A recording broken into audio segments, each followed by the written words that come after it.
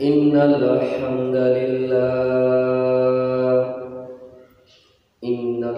لله نحمده ونصلي على رسوله الكريم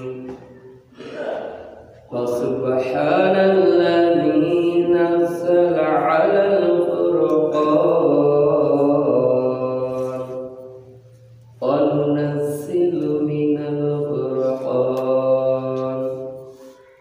الذي علم بالقلم علم الإنسان ما لم يعلم أعوذ بالله من الشيطان الرجيم بسم الله الرحمن الرحيم فويل للمصلين الذين هم عن صلاتهم ساهون الذين هم يراءون ويمنعون الماعون آمنت بالله إن الله وملائكته يصلون على النبي يا أيها الذين آمنوا صلوا عليه وسلموا تسليما शुक्रिया अल्लाह महान मालिक अल्लाह पाक रब्बुल आलमीन दरबारे যে আল্লাহ তাআলা রব্বুল আলামিন আপনাকে আমাকে পবিত্র জুমার দিনে জুমার নামাজ আদায় করার জন্য মসজিদে আসার তৌফিক দান করেছেন, এজন্য সকলে বলি আলহামদুলিল্লাহ। দরুদ ও সালাম মানবতার মুক্তির দিশারি সর্বকালের সর্বশ্রেষ্ঠ মহামানব সাইয়্যিদুল মুরসালিন ইমামুল মুত্তাকিন হযরত মুহাম্মদ সাল্লাল্লাহু আলাইহি ওয়াসাল্লামের প্রতি মাগফিরাত দোয়া কামনা করি আল্লাহ তাআলা রব্বুল আলামিনের জন্য। আল্লাহ পাক রব্বুল আলামিন ওই সকল ভাইদেরকে যারা কোরআনের আদেশ এবং নিষেধ পালন করতে গিয়ে পরলোক গমন করেছেন, আল্লাহ তাআলা রব্বুল আলামিন তাদের সবাইকে জান্নাতের উচ্চ মাকাম দান করুক, আল্লাহুম্মা আমিন। এবং যারা অসুস্থ কঙ্গত্ব বরণ করে বাড়ি হাসপাতাল বা ক্লিনিকের মধ্যে অবস্থান করতেছেন, আল্লাহ পাক রব্বুল আলামিন ওই সকল ভাইদেরকে সুস্থতা দান করে দিনী ময়দানে কাজ করার তৌফিক দান করুক, আল্লাহুম্মা আমিন। সম্মানিত উপস্থিতি, গত জুমায় যে বিষয়ে আলোচনা করেছিলাম যে নামাজ পড়েও কারা মুনাফিক এবং কারা মুশরিক, অর্থাৎ এই দুনিয়ার জিন্দিগিতে হায়াতের জিন্দিগিতে নামাজ পড়ার পরেও কারা জাহান্নামের আগুনে জ্বলবে, কারা জাহান্নামে যাবে। মনে আছে তো সবার?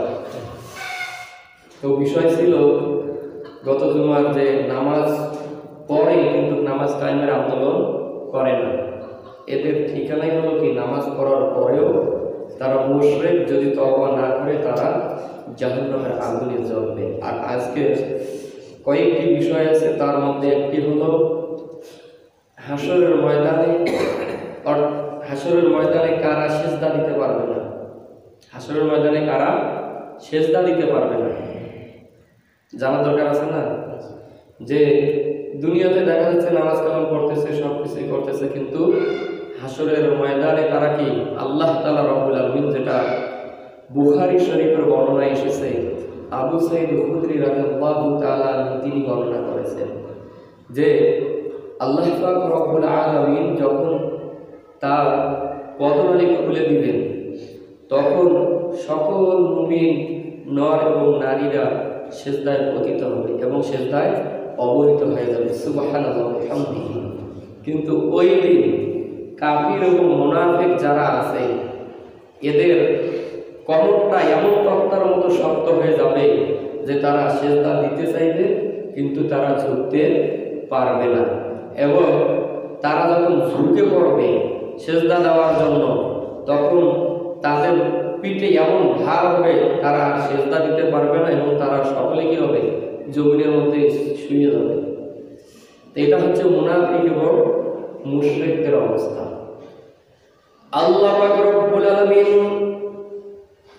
কুরআনে পাকের মধ্যে ঘোষণা করে দিলেন, ইয়াউমা ইউকশাফু আন শাকিন ওয়া ইউদআউনা ইলা সুজুদ ফালা ইয়াস্তাতিউন। মহান আল্লাহ পাক রব্বুল আলামিন বলতেছেন, সেদিন কিয়ামতের দিন যখন পায়ের গোছাগুলো উন্মোচিত করা হবে আর তাদেরকে সিজদা করার জন্য ডাকা হবে, আহ্বান করা হবে, কিন্তু তারা ওই সময় সিজদা দিতে পারবে না।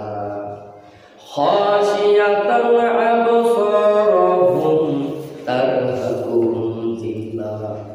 আর আল্লাহ পাক রব্বুল আলামিন তাদের দৃষ্টি সমূহ অবনত অবস্থায় থাকবে, অপমান তাদেরকে আচ্ছাদিত করে ফেলবে। আর আল্লাহ পাক রব্বুল আলামিন আয়াতে কারিমার শেষ অংশের মধ্যে ঘোষণা করলেন, ওয়া ক্বাদ কানু ইউদআউনা ইলা সুজুদি ওয়াহুম সালিমুন।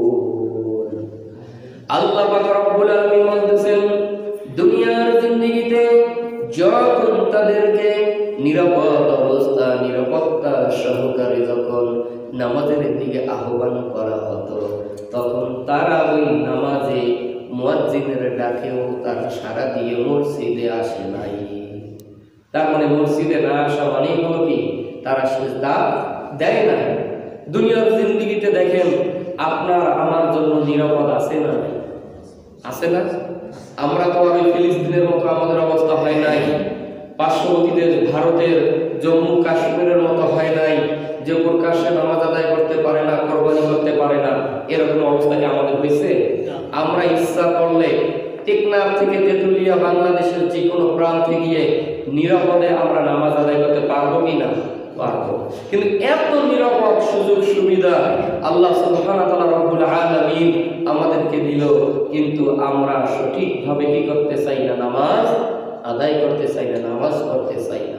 তো তাদের এই অবস্থা হবে।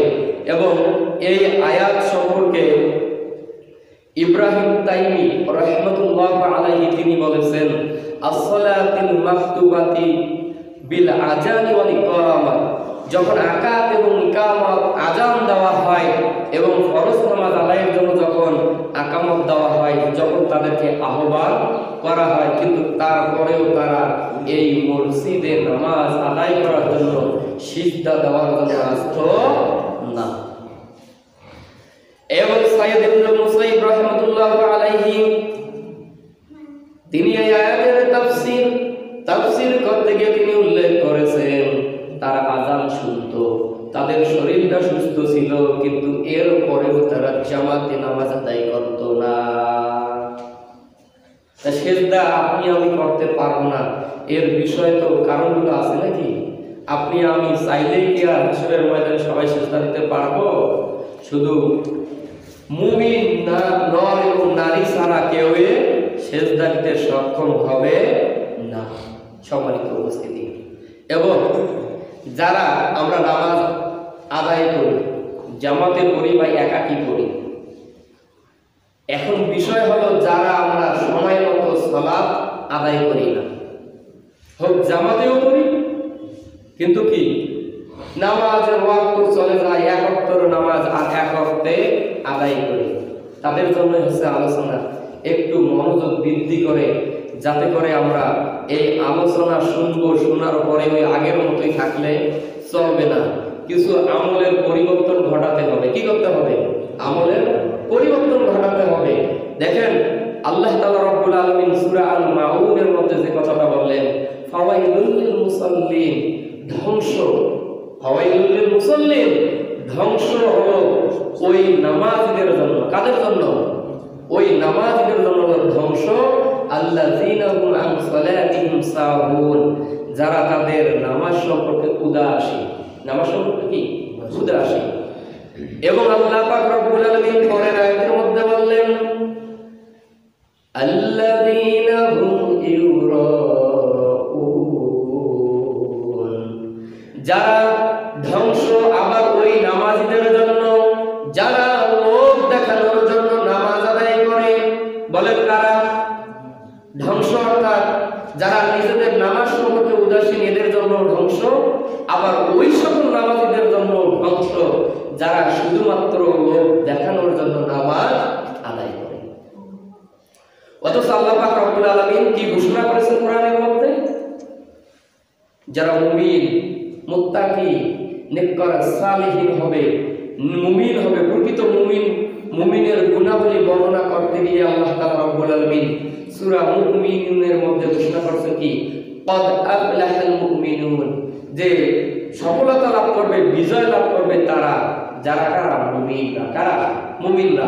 মুমিনের বৈশিষ্ট্য বলতে গিয়ে আল্লাহ পাক রব্বুল আলামিন বলেছেন আল্লাযীনা হুম ফি সালাতিহিম খাশিউন।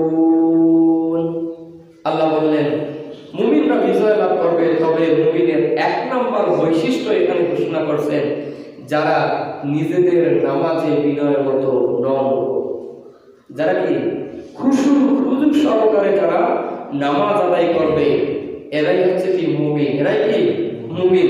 এখন খুশু খুজুর এর অর্থগুলো সাহাবায়ে কেরাম, তাবিঈন এই খুশু খাশিউনের ব্যাখ্যায় তারা বলেছেন যে এই খুশুটা আমরা কিভাবে লাভ করব। নামাজে আমরা নম্র ভদ্রভাবে কিভাবে আচরণ করব, তারা খাশিউনের ব্যাখ্যায় বলেছেন স্থিরতা। তারা কি করবে? নামাজের মধ্যে স্থিরতা অবলম্বন করবে এবং অন্তরে স্থিরতা অবলম্বন করবে। তারা হবে বিনয় এবং নম্রতা প্রকাশ করবে। তাদের দৃষ্টিকে অবনত করবে। দৃষ্টিকে কি করবে? অবনত করবে। এবং শব্দ তারা নিচু করবে। শব্দ কি করবে? নিচু করবে। এবং দেহের কোনো অংশ নিয়ে তারা খেলা করবে না।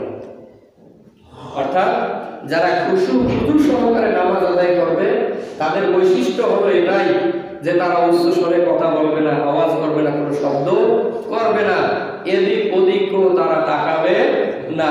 শরীরের যে কোনো অঙ্গ প্রত্যঙ্গ নিয়ে আমরা খেলা করি না নামাজের মধ্যে, কিছু রাসনায় হুট করে এখানে থাপ্পড় মারি না। তাহলে এরা হচ্ছে কি নামাজের মধ্যে বেখবর, উদাসীন। তারা মনে করে নামাজে আমরা দাঁড়াইছি। এটা কিন্তু মুমিনের বৈশিষ্ট্য না। মুমিনের বৈশিষ্ট্য হলো এটা, তারা কোনো দিকে তাকাবে না, কোনো কিছুকে কি করবে না, অযথা দেহের অঙ্গের দিকে অঙ্গহানি করবে না, বামে ডানেও কি করবে না, তাকাবে না যে ওদিকে কে আসতেছে। এগুলো মুমিনের বৈশিষ্ট্য না। অর্থাৎ যারা উদাসীন হবে, যারা কি হবে? আল্লাযীনা হুম আন সালাতিহিম সাহুন, যারা তাদের নামাজে উদাসীন হবে। উদাসীন লোকের বৈশিষ্ট্য হলো এরা দেখবেন যারা ওই যে ইমাম সাহেব যদি তাশাহুদ একটু দেরি করছে, সালাম দিতে দেরি করতেছে, এরকম নামাজ করে না। এরা তার মানে কি নামাজ পড়তে আসে? নামাজ পড়তে আসে। তো দেখেন আল্লাহ পাক রব্বুল আলামিন মুমিনের আর একটি বৈশিষ্ট্য, এখানে তো শুধু ব্যক্তির কথা বললেন, কিন্তু আল্লাহ পাক রব্বুল আলামিন অন্যত্র আয়াতের মধ্যে বললেন ওয়াল্লাযীনা হুম আলা সালাওয়াতিহিম ইউহাফিজুন, যারা নিজেদের সালাত সমূহকে কি করবে? হেফাজত করবে। বলেন সুবহানাল্লাহ। এই হেফাজত করা, সংরক্ষণ করা অর্থাৎ নামাজের বাহিরের যে 7টি ফরজ আছে, ভিতরে 6টি ফরজ আছে। দৈনিক 5 ওয়াক্ত সালাত পড়তে হয়। কয় ওয়াক্ত বলেন তো? দৈনিক 5 ওয়াক্ত সালাত। গত জুমায় যেটা বলেছিলাম, আরশের ছায়ায় স্থান পাবে 7 শ্রেণীর লোক।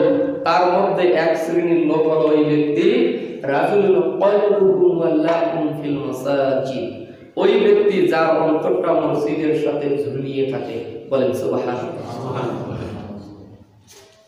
তা আপনি আমি যদি এই সালাতকে হেফাজত করি, সংরক্ষণ করি, যে এখন আমি জুমার নামাজ পড়তেছি, একটু পরে কি হবে? আসরের নামাজের ওয়াক্ত হবে, তাহলে আমার কাজ কি হলো?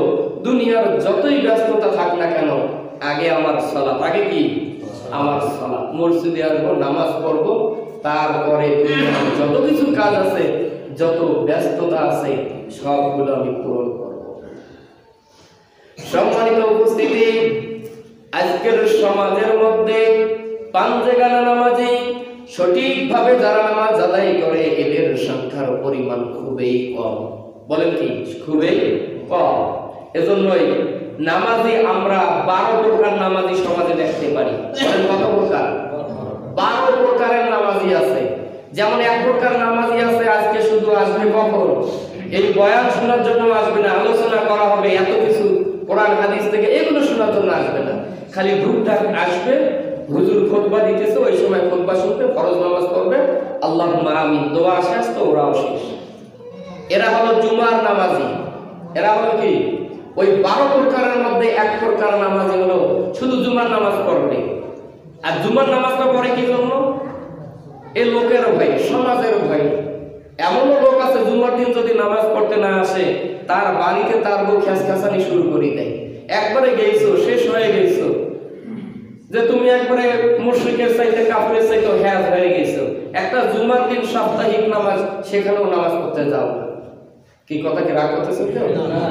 আপনি কি জুমার নামাজই শুরু হবেন নাকি পাঞ্জেগানা 5 ওয়াক্ত নামাজ জামাতের সহিত আদায় করব? এটাই হলো মুসলমানের নাম্বার 1 বৈশিষ্ট্য। এটা হচ্ছে কি মুসলমানের নাম্বার 1 বৈশিষ্ট্য। মুসলমান তো গত জুমায় এগুলো আলোচনা করে, মুসলমান দাবি করে কিন্তু আল্লাহর কাছে আত্মসমর্পণ করে না। আল্লাহর কাছে যদি আত্মসমর্পণ না করি তাহলে তো মুসলমানও থাকতে পারবো না। আসেন এই 12 প্রকার সংক্ষিপ্ত আকারে বলবো। 1 নম্বরে হলো মুমিন এবং মুত্তাকি। 1 নম্বরে কারা? মুমিন মুত্তাকিরা। এরা জীবন যায় যাবে, অসুস্থ হোক যাই হোক না কেন, যতই ঠান্ডা আসুক না কেন, বাড়িতে টেপের ঠান্ডা পানি আছে, পানি ছেড়ে দিবেন, ওযু করবেন এবং মসজিদে এসে জামাতের সহিত নামাজ আদায় করবেন। এরা হলো মুমিন এবং মুত্তাকি। এই মুমিন মুত্তাকি বান্দা আপনি দেখতে চাইলে এশার সময় মসজিদে আসবেন আর ফজরের সময় মসজিদে যাবেন, তাহলে আপনি চোখ ভরে দেখবেন যে কারা আসলে মুমিন এবং মুত্তাকি বান্দা। তাছাড়া আপনি দেখতে পাবেন না। এরপর আসলে আরেকজন নামাজি আছে, আরেক শ্রেণীর নামাজি। এরা খালি রমজান মাসে নামাজ পড়ে। কোন মাসে? রমজান মাসে নামাজ পড়ে। এজন্য আমি আলোচনা বয়ান করতে গেলে এরা হলো শুধু ওই রমজান মাসের নামাজি। যেমন রমজান আলী নাম আছে না, নাম রমজান, কাপগুলো সব কি কাফের আর মুশরিকের মতো, সবগুলো মুনাফিকের মতো। এখন বাবা দাদা সুন্দর দেখে নাম শুনছে রমজান আলী, কিন্তু রমজান আলী এখন আর কি রমজান মাসেও মনে হয় নামাজ পড়ে কিনা রমজান আলী ভালো জানে। এরপরে দেখেন সবে বরাত আসে না? এই সবে বরাতের দিনে দেখবেন কি কাণ্ডটা ঘটায় মসজিদে। মনে হয় সারা রাত ওই কি কিসসা কাহিনী শিখাই দিছে। গ্রামে আবার এই সবে বরাত, সবে মেরাজের অনেকগুলো প্রচলন আছে যেগুলো কুসংস্কার সমাজে। ওখানে নাকি মাগরিবের অর্থাৎ সন্ধ্যাবেলা মহিলাদের গোসল করা হয়, বলেন নাউজুবিল্লাহ। মানে এই যে বরাত আলী আর হচ্ছে আমাদের মেরাজ আলী, কথা কি বুঝতেছেন? শুধু ওই সময় পড়বে, আর কোনো সময় পাবেন না। আর লাইলাতুল কদর যখন আসে তখন মনে হয় জীবনের সম্পূর্ণ 364 দিনের গুনাহ মাফ করার জন্য মসজিদে আসে। এরকম নামাজ পাওয়া যায় না? আসে। এরপরে আছে জুমার কথা তো বললাম। আবার কিছু নামাজি আছে ওই যখন সিল্লাত যাইবে, 1 সিল্লা 2 সিল্লা 3 সিল্লা দেবে, ওই সময় একবারে তাকবীরে উলা সহিত নামাজ পড়বে। আর ওখান থেকে আসার পরে আগের মতো অবস্থা হয় না। একজনের সাথে আমার কথা হইল, তার কথা বলতে বলতে বললাম যে কি খবর, নামাজ পড়া কি 5 ওয়াক্ত হচ্ছে জামাতের সহিত? তা বলতেছে 5 ওয়াক্ত জামাতে হয় না, তবে ওই সিল্লা জিয়া তাকবীরে উলার সাথে নামাজ পড়ছি। আমি বললাম তাহলে খুব ভালো, তো ওইটা ধরে রাখলেই তো হইতো না। যা হোক যে কোনো উপায়ে সিল্লাত দিয়ে নামাজ হচ্ছে, পাঞ্জেগানা নামাজ পড়ছে তাকবীরে উলার সহ। ওই যে বক্তব্য আমাকে শুনাইল, আমি বললাম তাহলে কি আল্লাহ খালি ওইটারই হিসাব নেবে আর এইগুলোর হিসাব নেবে না? তো এটার জন্য নাম দিয়েছে যে সিল্লাত যাইবে নামাজ পড়বে, সিল্লা নাই নামাজ নাই। এরপরে দেখেন 2 ঈদের নামাজি। তবে এই 2 ঈদের নামাজের সংখ্যা কম না বেশি? অনেক বেশি, অনেক বেশি। কিন্তু ওয়াজিব নামাজ পড়ার জন্য হাজিরা দেয়, ফরজ নামাজের কোনো খবর নাই। এবং আরেক শ্রেণী আছে আত্মীয়, যখন আত্মীয় স্বজন বাড়ির আসে তখন পড়ে, আত্মীয় স্বজনের বাড়ি গেলে নামাজ পড়ে। কিরকম আছে না?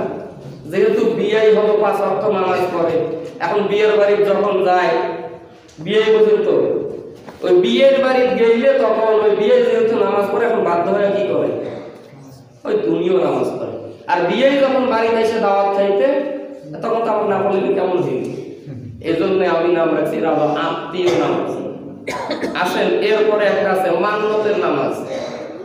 মান্নতের নামাজ বুঝেন? এখন শাহজালালের মাজারে গেছে কোরমা পোলাও নিয়ে, এখন কি করে, ওদের মধ্যে নামাজ পড়াই লাগবে। এই জন্য তারা কি করে, নামাজ পড়ে, ফরিদপুর যায়, ওখানে যায় নামাজ পড়ে। বাইরে এখানে এসে আর কোনো নামাজের খবর নাই। আর এক শ্রেণীর নামাজি আছে আমাদের এই তরুণ যুবকরা, সামনে 2025 সালের পরীক্ষার্থী আছে না, ওই খেয়াল করে দেখবেন ওই 1 মাস 1.5 মাস খুব সুন্দর নামাজ পড়বে, আর যখন পরীক্ষা শেষ নামাজ কেউ গুড বাই টাটা, তোমার সাথে আমার কোনো সম্পর্ক আর নাই। কি এরকম হয় না চিত্র? তাহলে এরকম আর একটা আছে, নির্বাচনে যখন দাদা মামা চাচারা দাঁড়ায়, তখন মনে হয় যে ওরাই আল্লাহ ভালো, বা আজানও শেষ হয় না তখনই এসে মসজিদে হাজির, কিন্তু নির্বাচনও শেষ, ওদের নামাজও শেষ। এটা আমি আপনাদেরকে এই জন্য বলতেছি না, বলতেছি এই 11 প্রকার নামাজি আপনি যাই হন না কেন, আপনার আমার কোনো লাভ নাই এই 11 প্রকার নামাজি হয়। কারণ দুনিয়াতে আমরা যেভাবে দেখাবাজি করে চলতেছি, যেভাবে মানুষকে বুঝ দিতেছি, লোক দেখানোর জন্য যে নামাজগুলো পড়তেছি, এই নামাজ জাহান্নামের আগুন থেকে আমাদেরকে বাঁচাতে কখনোই পারবে না। আল্লাহ পাক রব্বুল আলামিন কুরআনুল কারীমের জন্য কুরআনুল কারীমের মধ্যে ঘোষণা করে দিলেন, ফাকালাফা মিন বা'দিহিম খালফুন আদাউস সালাতা ওয়াত্তাবাউশ শাহাওয়াতি ফাসাওফা ইলকাউনা গাইয়া। আল্লাহ তাআলা রব্বুল আলামিন কোরআনে পাকের মধ্যে ঘোষণা করে দিলেন, অতঃপর তাদের উপরে এমন বংশধর আসলো, তারা নামাজকে নষ্ট করে দিল, তারা তাদের কুপ্রবৃত্তির অনুসরণ করলো, সুতরাং তারা অচিরেই জাহান্নামের মধ্যে পতিত হবে। একদম লোক বংশধর সকলেই চলে আসলো, কিন্তু তারা নামাজকে কি করলো, বিনষ্ট করলো। এখানে এই বিনষ্ট করা, যেহেতু আদাউ শব্দ এসেছে, এর ব্যাখ্যায় আব্দুল্লাহ ইবনে আব্বাস রাদিয়াল্লাহু তাআলা আনহু তিনি বলেছেন, লাইসা মাআনি আদাউ, যে এর অর্থ তিনি বলেছেন আদাউহা তারাকুহা বিকাল্লি, যে তারা নামাজ ছেড়ে দেওয়া, এই অর্থ বুঝায়নি। কি বুঝাইছেন? ওয়ালাকিনির আখারুহা আন আওকাতিহা, তারা 1 ওয়াক্তের সময় আর 1 ওয়াক্তের সালাত আদায় করে। তাহলে আদাউ এর শব্দের অর্থটি কি চলে এসেছে, যে তারা শুধু নামাজকে ছেড়ে দিত, পরিত্যাগ করত, বর্জন করত, এটা না। এখানে এজন্যই বলেছেন আখারুহা আন আওকাতিহা, যে তারা এই যে এখন জুমার ওয়াক্ত চলতেছে, যারা নামাজ জামাতের সহিত নামাজ পড়বে না, তারা তো জোহরের ওয়াক্তে আদায় করবে। এখন দেখা যাবে এই জোহরের ওয়াক্তর নামাজটা তারা আসরের ওয়াক্তে গিয়ে কি করবে, আদায় করবে। আর এজন্যই বুঝিয়েছে আল্লাহ পাক রব্বুল আলামিন বলেছেন যে তারা কি করলো, নামাজকে বিনষ্ট করে দিল। শুধুমাত্র তারা ছাড়া, ইল্লা মান তাবা, যারা তওবা করলো, আমানা ঈমান আনলো, ওয়া আমিলা সালিহান, এবং যারা আমলে সালেহ করলো, শুধুমাত্র এই 3 শ্রেণীর লোক ছাড়া। এবং আল্লাহ তাআলা রব্বুল আলামিন এই আয়াতে কারিমার শেষের অংশে বললেন, ফাউলাইকা ইয়াদখুলুনাল জান্নাহ, আল্লাহ পাক রব্বুল আলামিন ওই সমস্ত লোকদেরকে জান্নাতে প্রবেশ করাবেন, ওয়ালা ইউজলামুনা শাইআ, আর তাদের উপরে কোনো জুলুম করা হবে না। তাহলে আমরা যারা নামাজ আদায় করি, কি করি, যারা আমরা নামাজ আদায় করি, অন্তত পক্ষে আজকের পর থেকে যেন এমনটা না হয় যে আমি জোহরের ওয়াক্ত হয়ে গেল, কাজের মধ্যে ব্যস্ত আছি, এখন সময় তো আর বসে থাকবে না, থাকবে?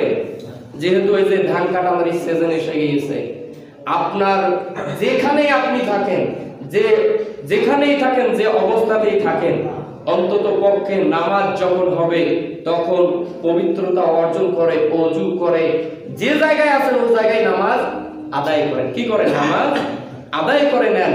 তাহলে অন্তত পক্ষে আল্লাহ পাক রব্বুল আলামিনের যে ঘোষণা যে আল্লাহ তাআলা কি করবে, জাহান্নামের আগুনের মধ্যে নিক্ষেপ করে দিবে, জাহান্নামের মধ্যে আমাদেরকে প্রবেশ করিয়ে দিবে, অন্তত আমরা ওই জাহান্নামের আগুন থেকে বাঁচতে পারবো। সাইয়্যিদ ইবনে মুসাইয়্যিব রাহমাতুল্লাহু আলাইহি তিনি এই আয়াতের তাফসীর করতে গিয়ে তিনি উল্লেখ করেছেন যে ওই সমস্ত লোকের জন্য আল্লাহ পাক রব্বুল আলামিন জাহান্নামের সুদূর তলদেশের মধ্যে তাদেরকে নিক্ষেপ করে দিবে। তারা হলো ওই শ্রেণীর লোক যারা জোহরের নামাজকে আদায় করত আসরের সময়, এবং আসরের নামাজকে আদায় করত মাগরিবের সময়, মাগরিবের নামাজকে আদায় করত ইশার সময়, ইশার নামাজকে আদায় করত ফজরের সময়, আবার ফজরের নামাজকে যারা সূর্য উদয় হওয়ার পরে আদায় করত, এমন যারা করবে এবং মৃত্যুবরণ যদি করে এই অবস্থায়, আল্লাহ পাক রব্বুল আলামিন তাকে জাহান্নামের সবচেয়ে নিম্নতম স্থানের মধ্যে তাকে নিক্ষিপ্ত করে দিবে এবং তাদের জন্য খাবার হবে মলমূত্র। বলেন নাউজুবিল্লাহ। কি কথাটা কি বুঝলেন? যে আমরা নামাজ পড়ি কিন্তু কি এক ওয়াক্তের নামাজটা আর এক ওয়াক্তে যা পড়তেই তো হয়।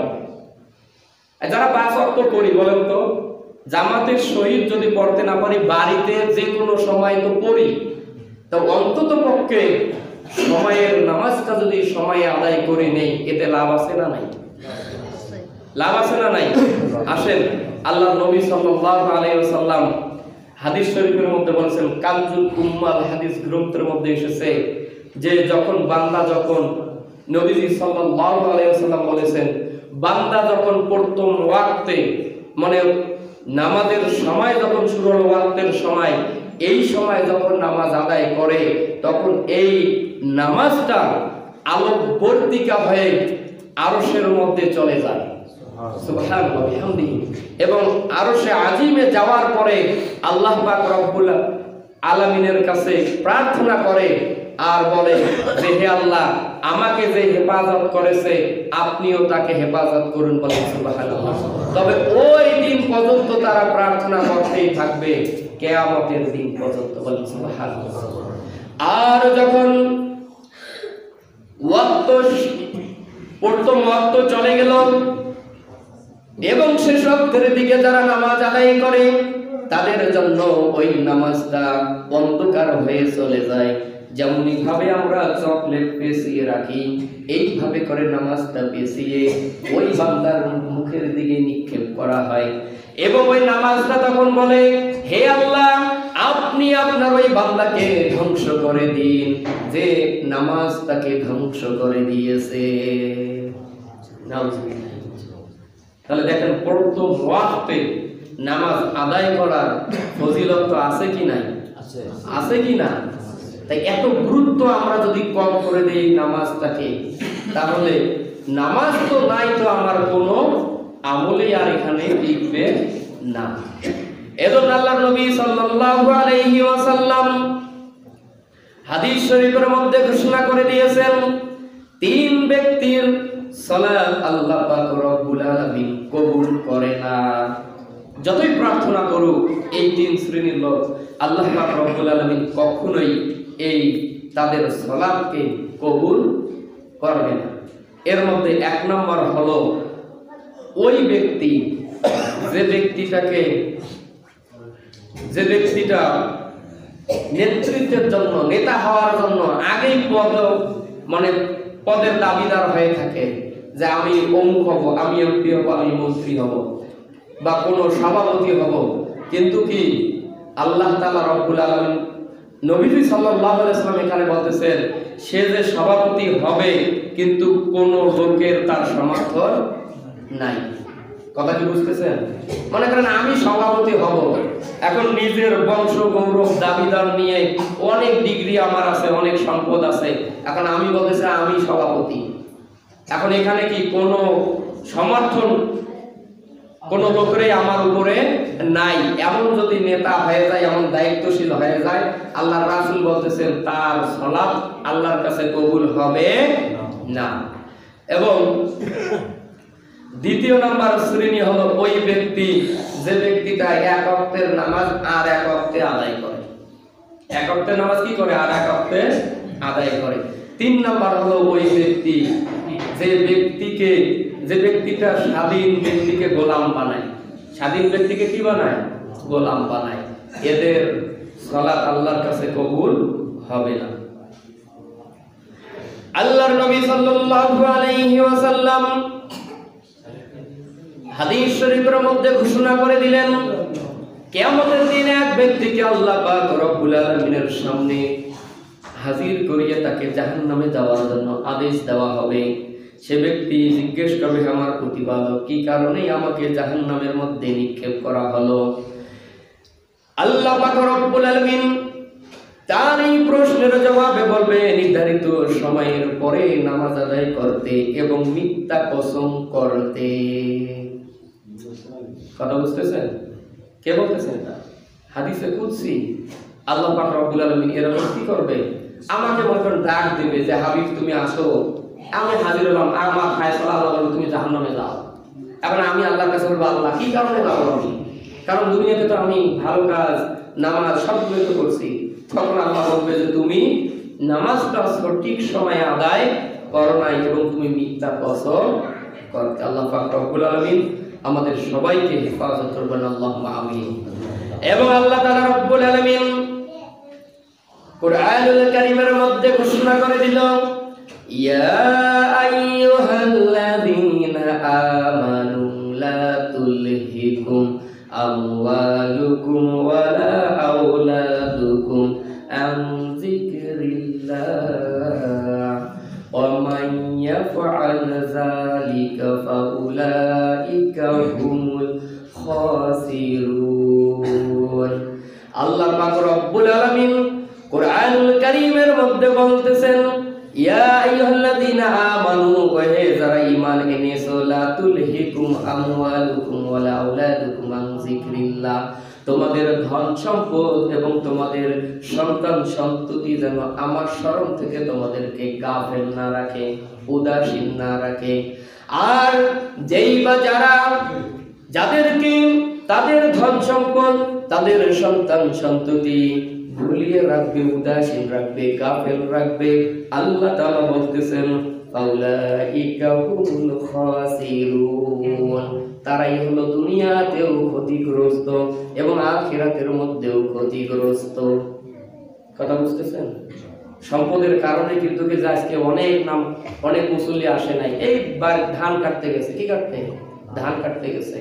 অনেকে অনেক ছেলেদের কারণে এই নামাজ ও পাঁচ ওয়াক্ত করতে পারে না।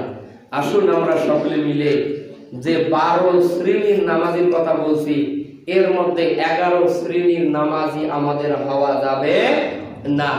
এখন থেকে একটু খেয়াল করে নেন, যখনই ওয়াক্ত হবে, মসজিদের আজান দেওয়া হবে, মসজিদে এসে জামাতের সহিত নামাজ আদায় করার জন্য কি করব? আমরা চেষ্টা করব। আল্লাহ পাক রব্বুল আলামিন আমাদের সবাইকে সেই তৌফিক দান করুক, আল্লাহুম্মা আমিন। আর সর্বশেষ বলবো, মসজিদের আমাদের ওযুখানার কাজ চলতেছে, সবাই তো দেখতে পাচ্ছেন। এবং যারা ওয়াদাবদ্ধ হয়েছি, আমরা যে যতটুকু ওয়াদা করেছি এই ওয়াদাগুলো পূরণ করার জন্য কি করব? চেষ্টা করব।